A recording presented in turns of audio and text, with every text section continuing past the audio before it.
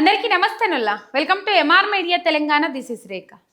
రాష్ట్ర వ్యాప్తంగా యూరియా కొరతతోని తిప్పలు పడతా ఉన్నారు తెలంగాణ రైతాంగం. దాదాపు ఎక్కడ చూసినా రాష్ట్ర వ్యాప్తంగా రోజు రైతులు రోడ్లెక్కుడు నిరసనలు వ్యక్తం చేసుడు ఆగమవుడు.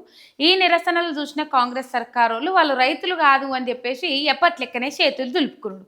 గీ కథంతా చూస్తూ ఉన్నాం. గీ తతంగం అంతా నడుస్తూ ఉన్నది రాష్ట్ర వ్యాప్తంగా. యూరియా మీద సమీక్ష లేదు, వరదల మీద సమీక్ష లేదు. ఏమన్నంటే ఎప్పుడో జరగబోయే ఒలింపిక్ గేమ్ల మీద 2023లో జరగబోయే ఒలింపిక్ గేమ్ల మీద సమీక్ష పెడతారట, సమావేశం పెడతారట. ఇటు పోతే ఇంకో కొన్ని అంశాలు తీసుకున్నట్లయితే వరదల మీద రివ్యూ ఉండదు, కానీ ఇటు పోతే మూసి సుందరీకరణ మీద ఆ సమీక్ష సమావేశం పెడతారు. ఇట్లా ఓ సందర్భంలో ఓ పని చేసుకుంటూ పోతా ఉన్నాడు. పిచ్చి తుగ్లకు విధానాలు గుర్తొస్తా ఉన్నాయి. అంటే కొంచెం అటు ఇటు ఉండొచ్చు, కానీ మొత్తం మీద పిచ్చి తుగ్లకు విధానాలు గుర్తొస్తా ఉన్నాయి. రేవంత్ రెడ్డి పాలన తీరు చూస్తుంటే అని చెప్పేసి మాట్లాడుతూ ఉన్నారు కొంతమంది. ఏ టైంలో చేయాల్సిన పని ఆ టైంలో చేస్తేనే దానికి అందం సందం. ఏ టైంలో చేయాల్సిన పని ఆ టైంలో చేయాలి. వరదలు వచ్చి కొట్టుకపోతాను, వరదల మీద రివ్యూ పెట్టాలి అని అన్నప్పుడేమో వరదల మీద రివ్యూ పెట్టలే. విద్యాశాఖ మీద ఇలా సమీక్ష సమావేశం ఏర్పాటు చేసిందంటే ముఖ్యమంత్రి రేవంత్ రెడ్డి కమాండ్ కంట్రోల్ వేదికగా. ఇప్పుడు తక్షణమే పెట్టాల్సింది. మొన్నటిదాకా గురుకుల విద్యార్థులకు ఫుడ్ పాయిజన్లు అయినా, విద్యార్థులు రోడ్డు ఎక్కినా, విద్యార్థులు పాదయాత్రలు చేసినా, విద్యార్థులు నిరసనలు వ్యక్తం చేసినా దాని మీద సమీక్ష పెట్టాలి. ఇప్పుడు వరదల మీద సమీక్ష పెట్టాలి, యూరియా కొరత మీద సమీక్ష పెట్టాలి, విద్యాశాఖ మీద సమీక్ష సమావేశం అని చెప్పేసి ఏర్పాటు చేసుకున్నారట ముఖ్యమంత్రి రేవంత్ రెడ్డి. మరి ఎందుకు ఏ టైంలో చేయాల్సిన పని ఆ టైంలో ఎందుకు చేస్తలేరు ముఖ్యమంత్రి గారు? సమయాభావం ఎందుకు లేకుండా పోయింది? ఈ టైంలో ఈ పని చేయాలి. ఇప్పుడు తక్షణమే చేయాల్సిన పని ఏంది? గురుకుల విద్యార్థులకు ఫుడ్ పాయిజన్లు అయినప్పుడు దాని మీద తక్షణమే సమీక్ష ఏర్పాటు చేసేది ఉండే. ఇప్పుడు వరదలు వచ్చినాయి బట్టే దాని మీద తక్షణమే సమీక్ష నిర్వహించి అధికారులను అప్రమత్తం చేసి ఆ వరద బాధిత కుటుంబాలకి ఇంత సాయం చేస్తామని చెప్పేసి నష్టపరిహారం ప్రకటించి ప్రతి బాధిత కుటుంబానికి 1,00,000 నుంచి 2,00,000 రూపాయలు ఆర్థిక పరంగా ఆదుకోండి. వాళ్ళు ఇలా ఏమీ లేకుండా మొత్తం తడిసిపోయింది, కట్టు బట్టలతోని బయట నిలబడ్డారు కదా. అంటే ఫస్ట్ ఫ్లోర్ దాకా వాటర్ వచ్చేసినాయి. కొన్ని జాగాలలో చూసుకున్నట్లయితే ఏమీ లేకుండా తడిసిపోయినాయి మొత్తం. ఇంటికి వరద బాధిత కుటుంబాలకు తలా ఇంత సహాయం చేయండి, ఆర్థిక సహాయం అందించుండ్రి, ఫుడ్ ప్యాకెట్స్ సప్లై చేయండి. ఇంకా వరదలు వచ్చే సందర్భాలు ఉన్నట్లు ఉంటే సురక్షిత ప్రాంతాలకు తరలియండ్రి. హెలికాప్టర్ వీళ్ళ ప్రాణాలు కాపాడడానికి హెలికాప్టర్ రాదు, కాకపోతే వాళ్ళ చుట్టాల ఫంక్షన్లకు పోవడానికి, లేకపోతే పెళ్ళిళ్ళకు పేరెంటాలకు తిరగడానికి, చిన్న వాటికి రిబ్బన్లు కట్ చేయడానికి, రేషన్ కార్డుల పంపిణీ చేయడానికి, ప్రోగ్రాం పెట్టుకున్న దానికి ఇట్లా హెలికాప్టర్లు వేసుకొని తిరుగుతారు. ఏరియల్ రివ్యూ చేసిండట, మరి ఏం చూసిండ్రు ఏం కథ తెలియదు. కానీ ఆ ఏరియల్ రివ్యూ చేస్తే ఇలా విద్యాశాఖ మీద సమీక్ష పెట్టమని ఎక్కడన్నా ఏర్పడ్డదా? కాలేదు కదా. ఇలా వరదల మీద ఒక సమీక్ష ఏర్పాటు చేసి వరద బాధితులను ఏ విధంగా అడ్డుకుందాం. ప్రకృతి వైపరీత్యం ఎవరు అడ్డుకోలేరు. వాన పడడంలో తప్పు లేదు, కానీ ఆ వాన పడ్డ తర్వాత ఎట్లా చర్యలు తీసుకుంటే బాగుంటుంది, వరద బాధితులను ఏ విధంగా కాపాడాలి, ఒకవేళ నష్టం వాటిల్లైతే ఏ విధంగా వాళ్ళని ఆదుకోవాలి, ఆ నష్టాన్ని ఏ విధంగా భర్తీ చేయాలి, లేకపోతే వాళ్ళకి ఏ విధమైన వైద్య సహాయాలు అందించాలి, వాళ్ళకి ఏ విధమైన సదుపాయాలు మనం కల్పించగలుగుతాం, దాని మీద ఆలోచన చేయాలి. కానీ అది పక్కకు పెట్టి అసలు తీసిపెట్టి ఏదో అంటారు కదా. మొత్తం మీద ఈ పరిస్థితి ఏర్పడ్డది తెలంగాణ రాష్ట్రంలో ముఖ్యమంత్రి రేవంత్ రెడ్డి తీరు చూస్తూ ఉంటే. అయితే గజ్వెల్లో, సిద్దిపేట జిల్లా గజ్వెల్లో కాంగ్రెస్ కథం అని చెప్పేసి నేను ఇదివరకే చెప్పిన. ఎందుకు చెప్పిన అంటే అక్కడ గ్రూపు తగాదాలు ఎక్కువైపోయినాయి. ఒక బలమైన నాయకుడిని కొట్టాలంటే అవతల పార్టీ కూడా బలంగానే ఉండాలి. కాంగ్రెస్ పార్టీ దాదాపు గజ్వెల్లో పెట్టింది పేరు నియోజకవర్గం. గజ్వెల్ నియోజకవర్గం ఏర్పడ్డ తర్వాత 15 సార్లు ఎన్నికలు జరుగుతున్న నియోజకవర్గపు ఎన్నికలు 10 సార్లు కాంగ్రెస్ పార్టీ గెలిచింది. ఎక్కడ అంటే కాంగ్రెస్ ఎంత బలంగా ఉండేదో ఒకప్పుడు ఇక్కడ అర్థం చేసుకోవచ్చు.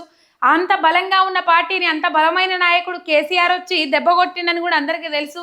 ఇప్పుడు కొద్దో గొప్ప డిపాజిట్లు తగ్గించుకోవాలన్నా ఏం చేయాలన్నా వీళ్ళు కలిసిగట్టిగా పోరాటం చేయాలి, కలిసిగట్టిగా ముందడికి పోవాలి, కలిసిగట్టుగా అది చేయాలి. కానీ ఈ ఒకళ్ళు ఆ దారి పోతే ఒకళ్ళు ఈ దారి పోతారు. ఎవరికి అందినంత వాళ్ళు ఆ తాడు లాక్కుంటా పోతారు. ఆఖరికి ఏమవుతుంది, పుట్టుకునేది అయిపోతుంది. అసలు కేసరత్తది కథ. రైట్. మొత్తం మీద ఇట్లా కాంగ్రెస్కు దెబ్బ పడ్డది అని చెప్పేసి గజ్వెల్లో కాంగ్రెస్ కథం అని చెప్పేసి నేను పెట్టిన. మొత్తం మీద మైనంపల్లి హనుమంతరావు, తుమ్కుట నరసారెడ్డి, ఇటు పోతే శ్రీకాంతరావు, ఇట్లా అన్ని చిన్న చిన్న రాజకీయాలు అక్కడ మొదలైతా ఉన్నాయి. చిన్న చిన్నవి కావు, సిలికి గాలివానట్లు పెద్దయే. అయితే గజ్వెల్ రైతులు ఇలా రేవంత్ రెడ్డి సర్కారుకు పెద్ద దెబ్బ తాకిచ్చిండ్రోల్లా. పెద్ద దెబ్బ తగిలింది గజ్వెల్లో కాంగ్రెస్ పార్టీకి. సీఎం డౌన్ అని చెప్పేసి రోడ్ల మీద బైఠాయించిండ్రు రైతులు. ఒకవైపు మెదక్లో చిన్నశంకరంపేటలో కూడా రైతులకు యూరియా కోసం తిప్పలు పడతా ఉన్నారు. రైతులు అవస్థలు ఎల్లదీస్తా ఉన్నారు. చెప్పులు లైన్లలో పెడతా ఉన్నారు, ఇటుక బిడ్డల లైన్లలో పెడతా ఉన్నారు, వాటర్ బాటిల్ లైన్లలో పెట్టుకొని నిలబడతా ఉన్నారు. అయినప్పటికీ కూడా యూరియా దొరికిన పాపాన పోతలేదు.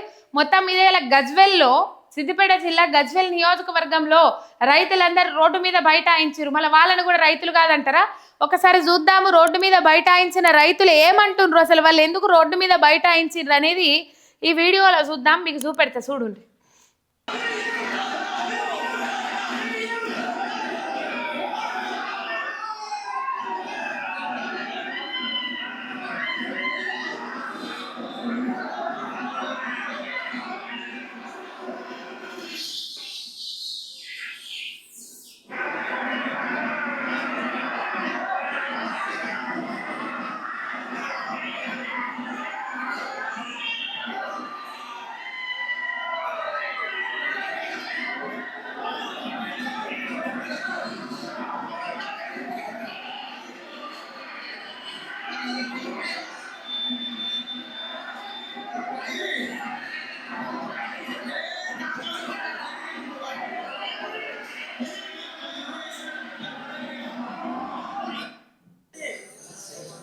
ఇది చిన్నశంకరంపేటలో, ఇంతకుముందు చూపెట్టింది గజ్వెల్లో.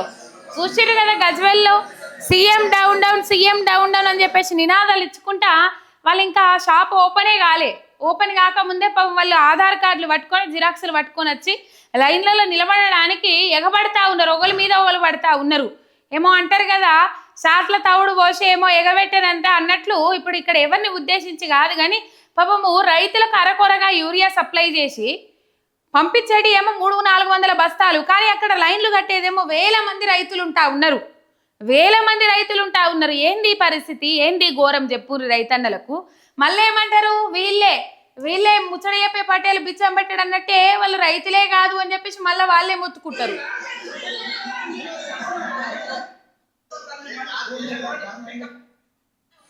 ఇంకో వీడియో రోడ్డు మీద బైఠాయించిర్రు గజ్వెల్ రైతన్నలు వీళ్ళందరూ. గజ్వెల్ రైతులు, పోలీసు పహారా కూడా ఉన్నది. రోడ్డు మీద బైఠాయించిండ్రు యూరియా కొరకు.